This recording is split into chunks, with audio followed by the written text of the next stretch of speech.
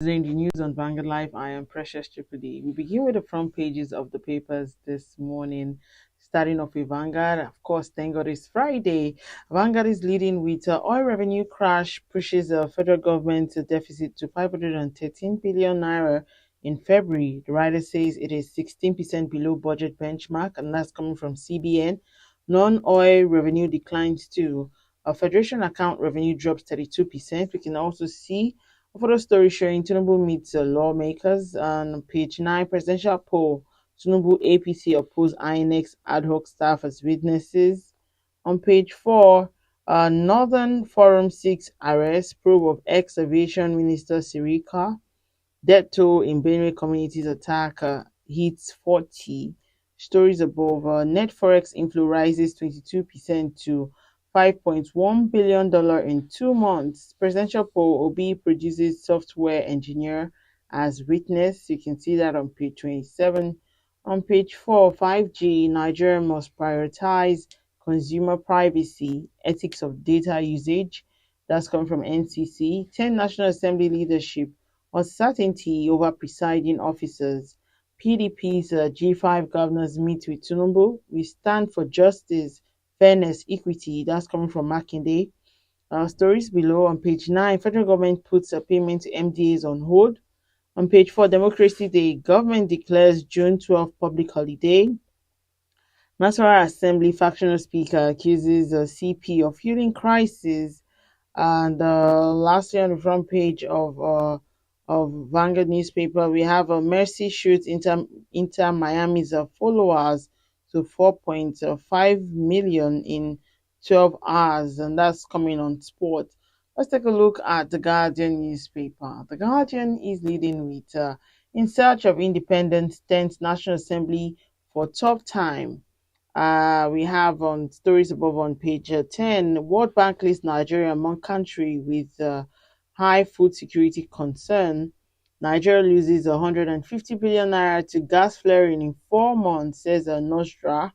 Transfer power to your deputy to avert constitutional crisis, SDP tells Akeredolu. Stories below. Tinubu meets G5 governors as Peter Mba presses for Kanu's release.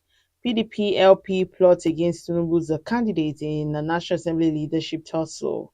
Last year on the front page of The Guardian, PEPC, INEC staff testifies on failed transmission of presidential results.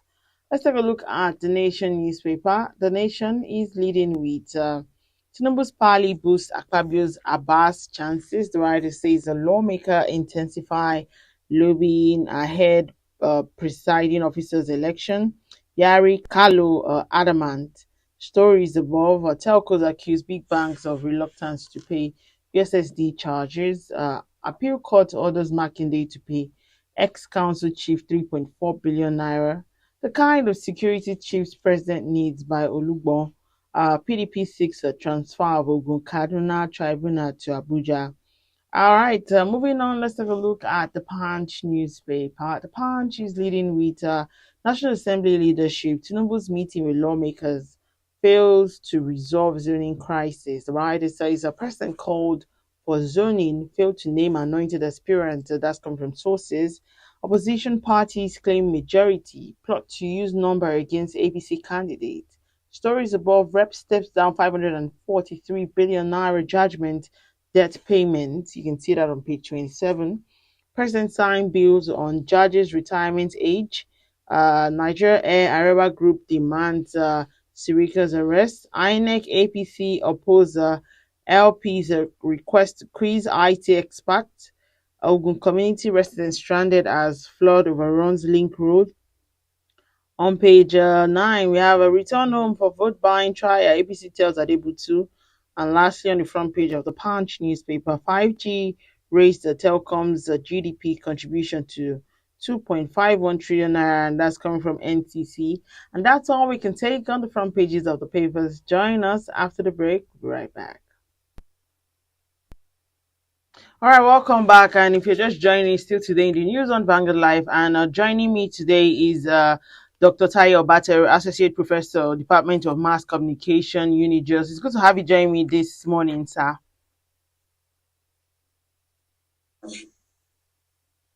Can you hear me, It's a Dr. pleasure to be Tai? here. All right.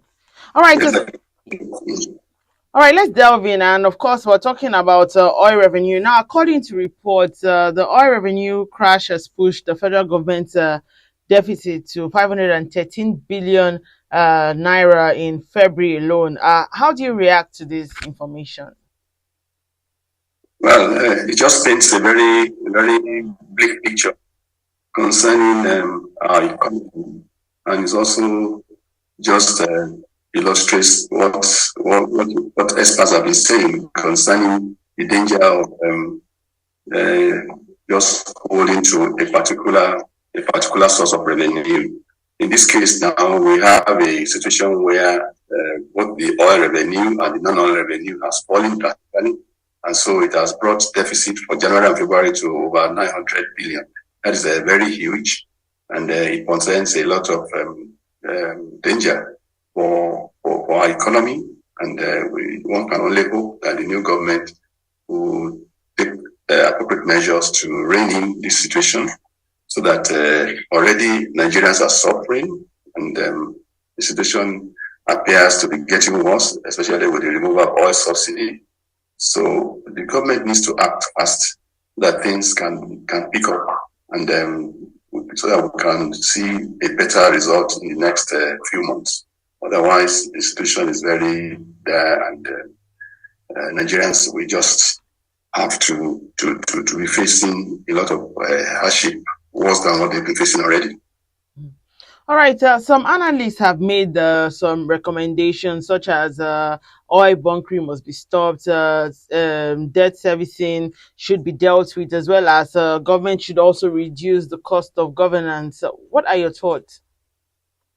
Yes, everything needs to be done to change the present situation, because from the oil theft, if oil continues to be stolen, of course our revenue will be affected, and then we can also attribute even the fall in the price of oil to some of these activities, because when you have excessive supply of oil into the market, into the global market, definitely the prices are bound to fall. So the new government needs to really be up and doing, and to look at everything that has been going on. It may not actually be a probe of the past administration, but they should look into a lot of things that have been happening and check where there have been leakages, where there have been inefficiency, where there have been corruption that are impacting our economy. The president, I heard say something about our country, our economy being in a very bad shape. So I hope they will pick up the challenge and do what needs to be done, so that things can be stopped. All the leakages, all the debts here and there should be checked, so that things can pick up again. All right. Still speaking about subsidy. Yesterday, we learned that the president had asked the National Economic Council to work on palliatives to cushion the effect of subsidy removal on Nigerians. Also, in that same vein, we also got the report of how some state governments are still owing salaries, unpaid salaries, gratuities, and all of that. With TUC actually still asking for new minimum wage of 200,000 naira. How do you juggle all of this with how Nigerians are going to be coping in the next few months?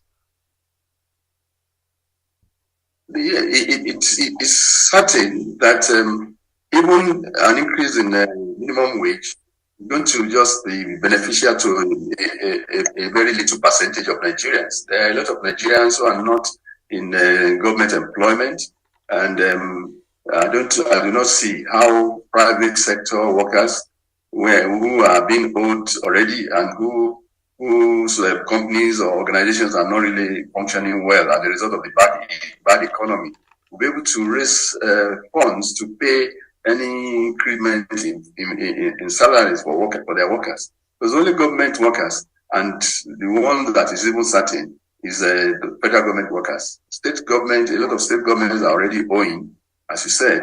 And if you now increase the minimum wage, where would they get the resources? So there needs to be a lot of a lot of replanning, reordering of priorities, and a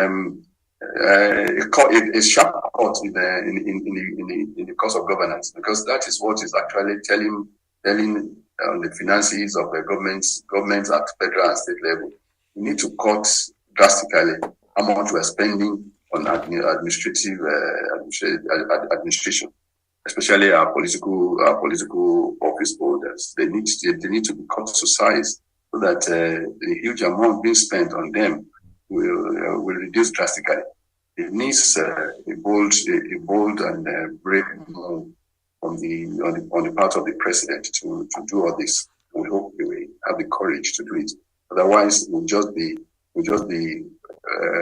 rigmaroling and we won't achieve much. So something drastic needs to be done if we're going to have anything from the palliatives that are going to be introduced. All right, so let's move ahead. And now the President Bola Tinubu has kicked against the invitation of ad hoc staff of INEC to testify as the special witnesses to challenge the outcome of the 2023 presidential election. What's your take on that? Well, it's his right to oppose. When you have a case in court, you're talking about evidence.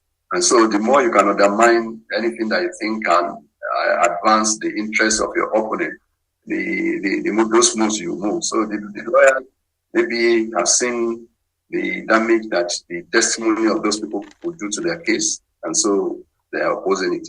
But just like he has his own right to oppose, the other parties also have their own rights to advance their own cause. So the case of everybody trying to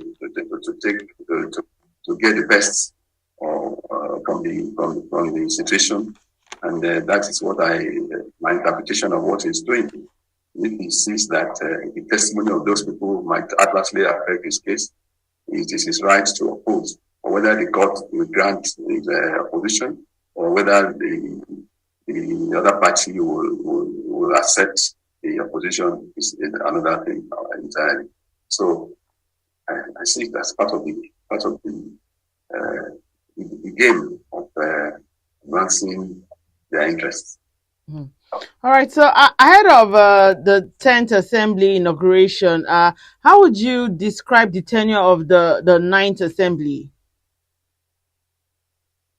Well, I think the assessment of the 9th Assembly is in the open.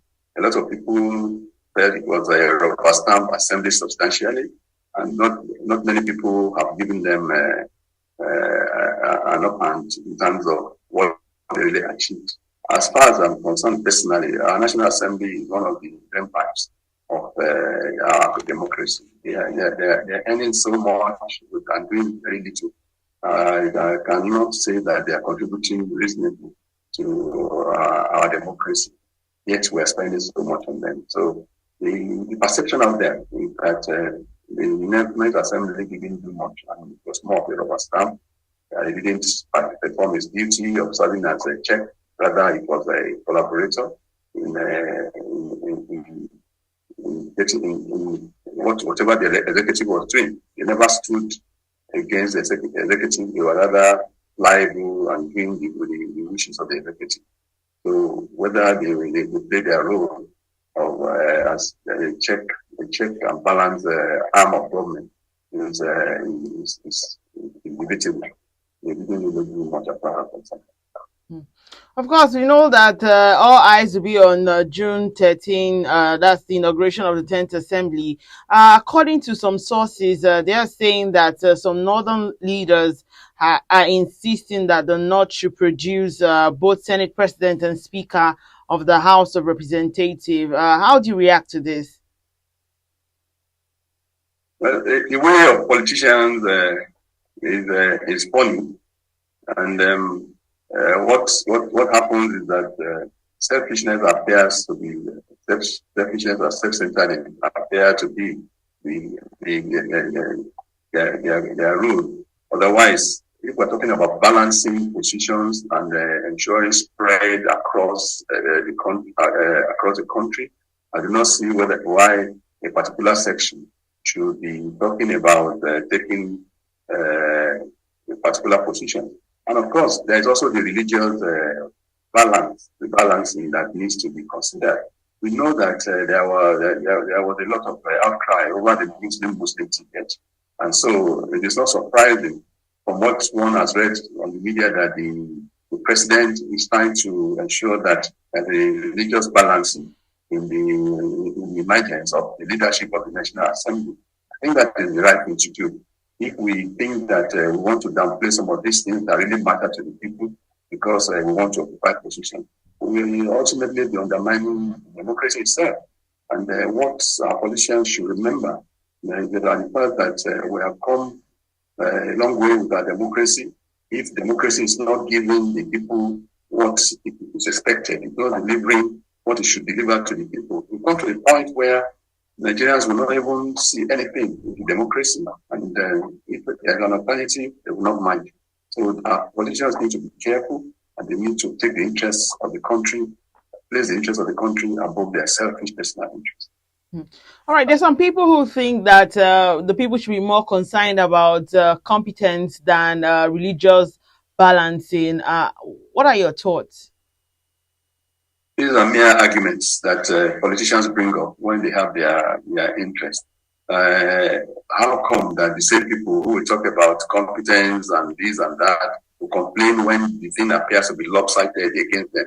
So they are not being sincere about that. And when we talk about competence, who weighs competence? Have we really seen anything for any of them to be able to claim competence? Because offices they occupied before, what did they make with it for us to be able to say that they have done well? Our country is in shambles. And so anybody who has held office here and there in the past 20-something years cannot claim to have demonstrated competence if our country is the way it is. So talking about competence is mere talk as far as I'm concerned.